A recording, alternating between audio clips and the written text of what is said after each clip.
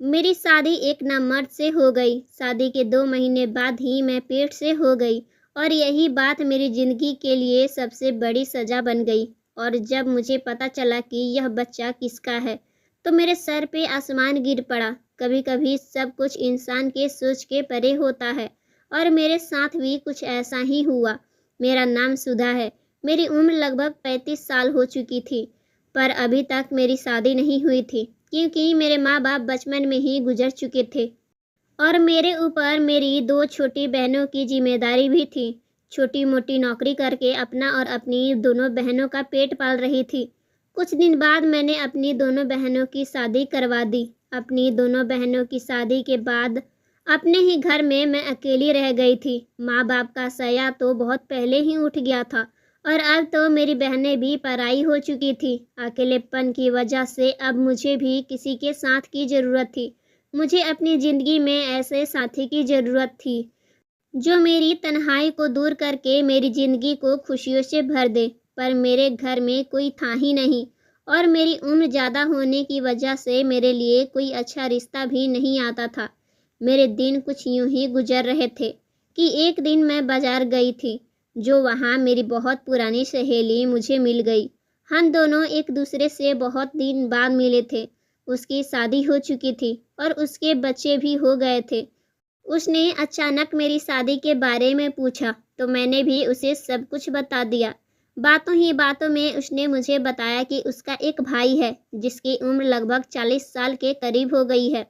उसकी शादी हुई थी, पर उसकी पत्नी इसलिए उसे छोड़ के चली गई, क्योंकि उसका भाई अपने पत्नी को औलाद की खुशी नहीं दे सकता था। मेरी सहेली के घर में पैसे रुपए की कोई कमी नहीं थी।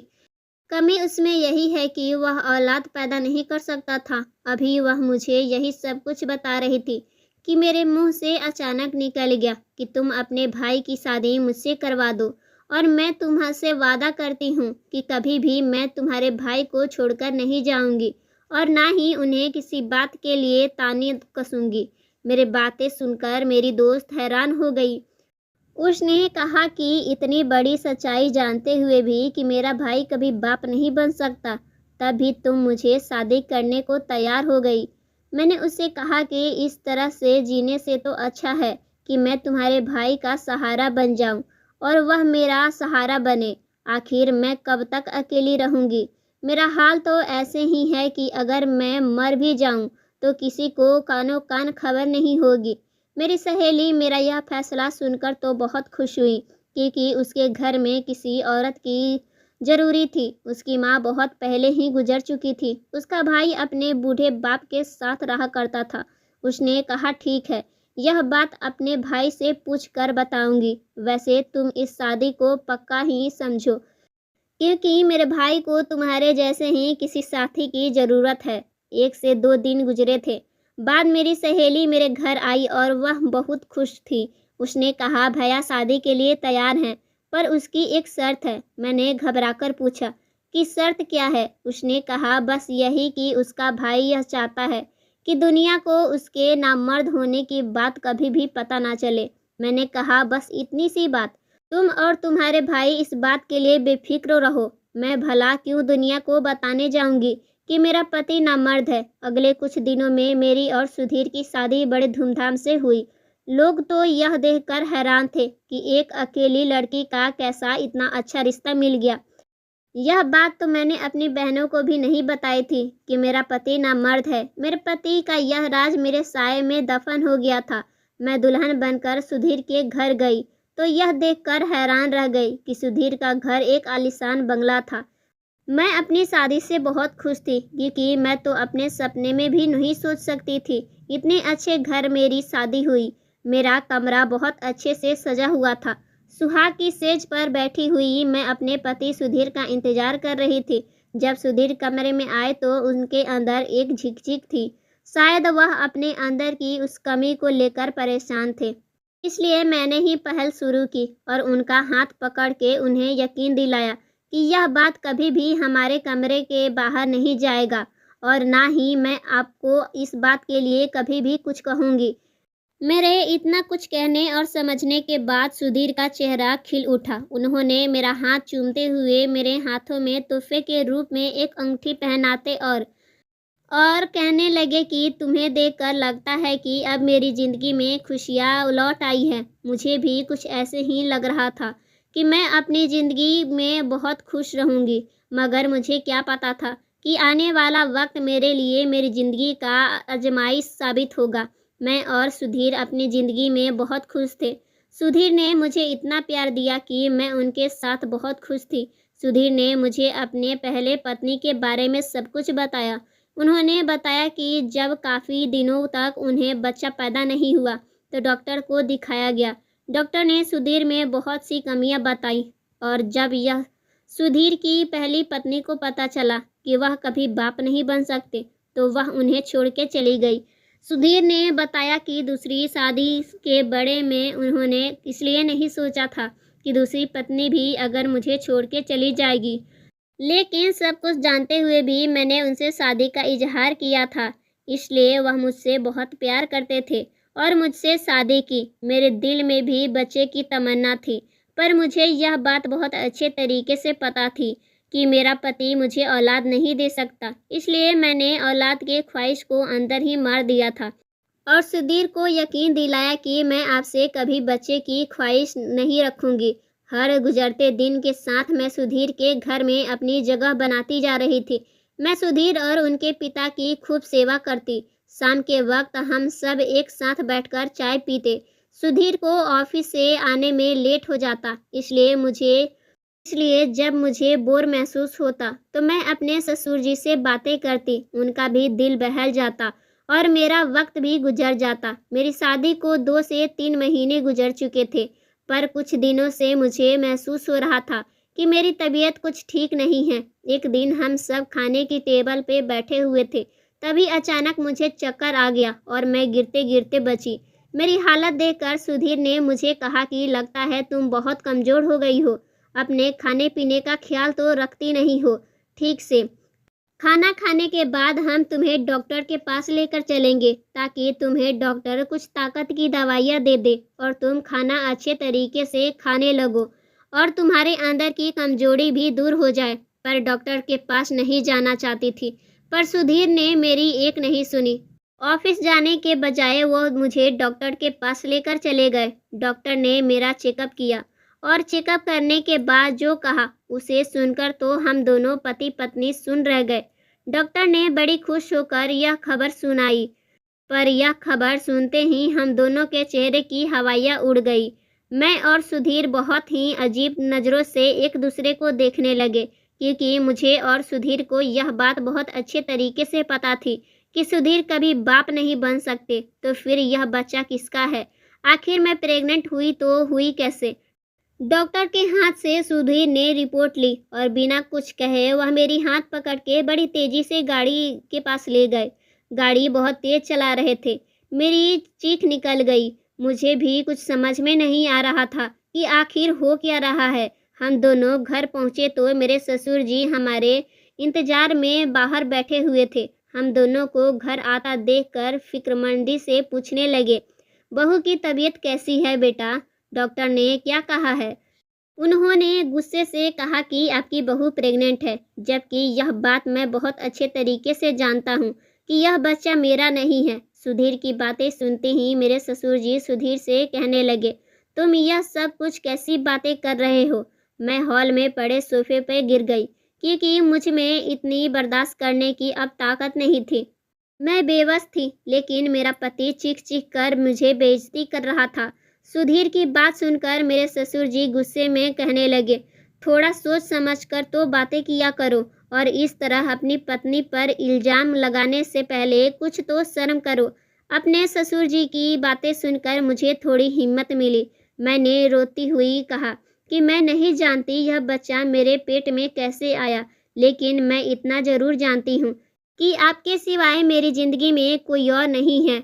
सुधीर ने गुस्से से कहा कि तुम तो चुप ही रहो। आज मुझे समझ में आया कि आखिर तुमने शादी मुझसे क्यों की थी, और तुमने मुझे शादी इसलिए की क्योंकि तुम्हें अच्छे तरीके से पता था कि मैं कभी बाप नहीं बन सकता, इसलिए मैं तुम्हारे हर जोर पर बर्दाश्त कर लूँगा।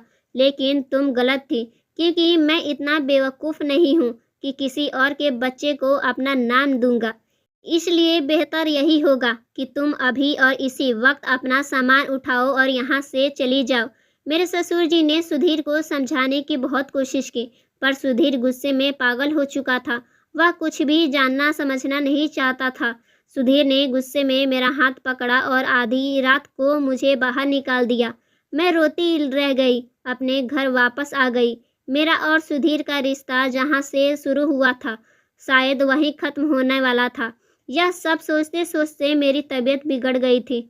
पर मुझे अभी भी सुधीर की ही परवाह थी, क्योंकि मैं उनसे बहुत प्यार करती थी। मैं सारी रात रोती रह गई और रोते रोते ना जाने कब मेरी आंख लग गई। मुझे पता ही नहीं चला। मेरी आंख उस वक्त खुली जब दरवाजे पर दस्तक हुई। मैंने दरवाज़ा खोला तो सामने मेरी ननद खड़ी थी। रोती हुई मैं उनके गले लग गई। रोती रोती मैंने उनसे कहा कि मैं बेवफा नहीं हूँ और मुझे नहीं पता कि यह बच्चा मेरे पेट में कैसा आया। मेरी सहेली, जो मेरी ननद भी थी, वह मुझे समझाते हुए कहने लगी, तुम चिंता मत करो, सब कुछ ठीक हो जाएगा। मेरी सहेली मुझे समझा के चली गई। मुझे अपनी सहेली की बात पर बिल्कुल भी यकीन नहीं था। आखिर यह सब वह कैसे ठीक कर सकती थी। बहुत सोचने विचारने के बाद मेरे दिमाग में यह बात आई कि कहानी मेरे ससुर जी ने तो मेरे साथ कुछ गलत नहीं किया, क्योंकि शादी के बाद मेरी ज़िंदगी में सुधीर के अलावा अगर कोई मर्द था तो वो मेरे ससुर जी। पूरे दिन रात वही मेरे साथ रहते थे। सुधीर तो ऑफिस से घर आने में कभी कभी रात के 12 बजा देते थे। रात का खाना खाने के बाद जब मैं अपने कमरे में जाती तो सो जाती थी। तो कहीं मेरे ससुर जी मेरे साथ कुछ गलत तो नहीं करते थे। मैं यह सब सोचते हुए मेरे रोंगटे खड़े हो गए। उनका मेरे ऊपर प्यार जताना और हद से ज़्यादा ख्याल रखना आज मुझे कुछ खटक रहा था। इसी सोच विचार के साथ किसी तरह मैंने एक हफ्ता गुजार दिया और हर गुजारते दिन में भगवान से बस यही प्रार्थना करती थी कि भगवान मुझे बेकसूर साबित कर दो और मैं अपने पति के साथ दोबारा अपनी ज़िंदगी शुरू कर सकूं। मेरी दोनों बहनें अपनी ज़िंदगी में ऐसे मगन थी कि उन्हें मेरी जरा भी परवाह नहीं थी, जबकि मैंने उन्हें माँ बाप की तरह पाला था। एक हफ्ते बाद जब मेरी ननद मेरे पति सुधीर के साथ मुझे लेने के लिए मेरे घर आई, सुधीर को दरवाजे पर देखकर मैं हैरान रह गई। मुझे कुछ समझ नहीं आ रहा था कि आखिर सुधीर मुझे लेने के लिए कैसे आ गए, लेकिन मेरे लिए तो बस इतना ही काफ़ी था कि मुझे दोबारा सुधीर की ज़िंदगी में शामिल होने का मौका मिल जाएगा। मैं बिना कुछ पूछे उन दोनों के साथ गाड़ी में जाकर बैठ गई। पर जब घर पहुंची तो मैंने देखा घर में बहुत अच्छे तरीके से घर को सजाया गया था और मेरे ससुर जी ने बहुत खुशी मन से मेरा स्वागत किया। यह सब देखकर मैं हैरान थी कि आखिर यह सब हो क्या रहा है। मेरी सहेली ने बड़े प्यार से मुझे गले लगाया और मुझे से कहने लगी, तुम्हारा बहुत बहुत शुक्रिया कि तुमने मुझे माँ बनने का मौका दिया। मैंने हैरत से एक नज़र सुधीर पर डाली तो सुधीर शर्मिंदगी से नज़र झुकाए खड़े थे। मेरी सहेली यानी कि मेरी ननद सब सच सच मुझे बताने लगी। उसने बताया कि पापा को तुम्हारे ऊपर विश्वास था कि तुम एक अच्छी लड़की हो, तुम कभी भी कोई गलत काम नहीं कर सकती। यह सब सामना समझने के बाद भैया फिर दोबारा इस लेडी डॉक्टर के पास गए, जिसने पहले कभी उन्हें बताया था कि वो कभी बाप नहीं बन सकते। उस डॉक्टर ने भैया को देखते ही पहचान लिया, पर जब भैया ने उन्हें बताया कि मेरी दूसरी पत्नी प्रेग्नेंट है, तो लेडी डॉक्टर ने भैया को ऐसा सच बताया जिसे सुनकर उनके सर पे आसमान टूट पड़ा कि भाई के अंदर कोई कमी नहीं थी। उसकी पहली पत्नी भाई के साथ रहना नहीं चाहती थी, इसलिए ऐसी दवाइयाँ इस्तेमाल करती थी कि वह कभी प्रेग्नेंट ना हो और भाई पर झूठा इल्ज़ाम लगाकर छुटकारा पाना चाहती थी। और इसीलिए उसने पैसे के दम पर झूठी रिपोर्ट बनवाई कि भाई कभी बाप नहीं बन सकते। यह सब होने के बाद भी दिन रात भाई को नामर्द होने का ताना देती थी। इसलिए तंग आकर भाई ने खुद ही उस औरत को तलाक दे दी। मेरी सहेली ने यह सब मुझे बताकर फिर से सुधीर की ज़िंदगी में मुझे आने का मौका दे दिया था। नहीं तो मैं इतनी सोच के साथ जी रही थी कि आखिर यह बच्चा किसका है। मैं तो अपने ससुर जी पर ही शक करने लगी थी। सुधीर मुझे अपने किए की माफ़ी मांगने लगे, लेकिन मुझे उनसे कोई शिकायत नहीं थी कि उनकी जगह कोई और भी होता तो वो भी शायद ऐसा ही करता। मेरे घर आने की खुशी में मैंने और सुधीर ने मिलकर केक काटा था और मेरे ससुर और मेरी सहेली ने हमारे अपने होने का फ़र्ज निभाया था। मेरे ससुर ने मेरे सर पे हाथ रखकर मुझे बहुत सारी दुआएं दी, पर दिल ही दिल में मैं शर्मिंदा महसूस कर रही थी कि कुछ लम्हों के लिए ही सही मैंने अपने ससुर के ऊपर शक किया। हमारे रिश्ते कितने नाजुक होते हैं, जिन्हें बहुत प्यार से संभाल कर रखना पड़ता है। कभी कभी इंसान की मामूली सी गलती से हमारे रिश्ते शीशे की तरह टूटकर बिखर जाते हैं। दोस्तों, उम्मीद करती हूँ आपको हमारी कहानी पसंद आई होगी। कहानी पसंद आई है तो वीडियो को लाइक करें, चैनल पे नए हैं तो चैनल को सब्सक्राइब करें और हाँ, नोटिफिकेशन बेल को ज़रूर दबाएं ताकि अगली अपडेट सबसे पहले आपको मिले। धन्यवाद।